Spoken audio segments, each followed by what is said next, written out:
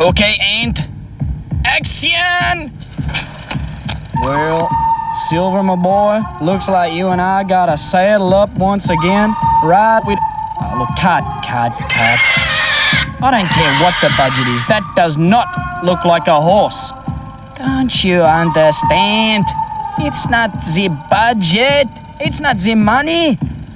You've got to remember flogging. Flogging with Leigh.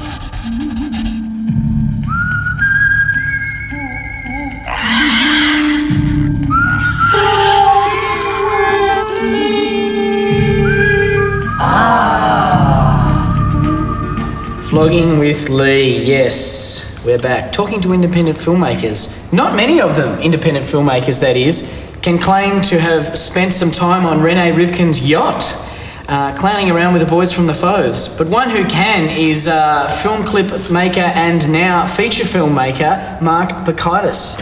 How are you? How you going, Leigh? Tell us a bit about your profession. You have directed an unending list of Australian film clips. Been doing clips for probably about the last 5 years. I've done about 30 clips. Some of the bands I've worked with have been the Foes, Automatic, Body Jar, Spider Bait, Ammonia.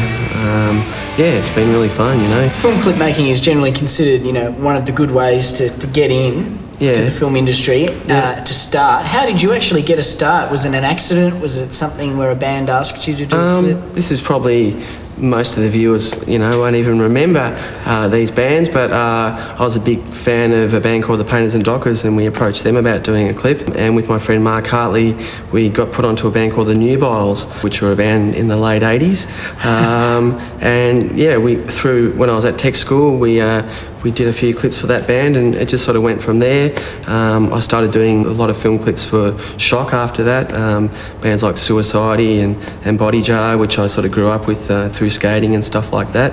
And it just sort of, got bigger and bigger, and I got bigger and better jobs, I guess, you know.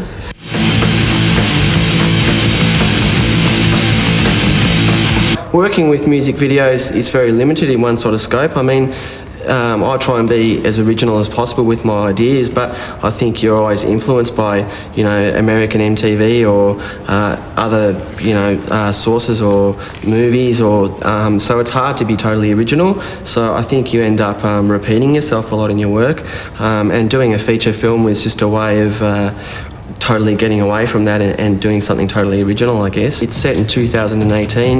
The drug problem is way out of hand. So the government, in order to both curb the population growth and get rid of the narcotics problem, has put a virus in the drug supply. And we follow the adventures of a young pierced factory worker. He's covered in tattoos and piercings, and he gets kidnapped by a gang of nasty cyberpunks who take him on a joyride through the city, and the film ends with a climaxing in a big rave. I mean, we're looking at the age now where this film is influenced a lot by, say, video games, you know, manga cartoons, rave fashion. All those things are sort of incorporated into a new medium with the net and all these sort of, you know, accelerated technology processes. You're going to find films to be a lot different in the future, I think, and the acceleration of graphics too. I mean, we've got shots of you know, spaceships flying under the Westgate Bridge and in front of the casino. How did you do shots like that? That's good. It's just, you just basically, you know, set up the shot and, you know, take it to an animator and they'll actually do all the animation. If you relate it to, say, the music industry, when punk first came out, it gave power to people who couldn't have access to expensive recording studios, and they didn't have to be brilliant musicians, but yet they started this movement. So I think you're going to see the same sort of thing happening with filmmaking these days, you know.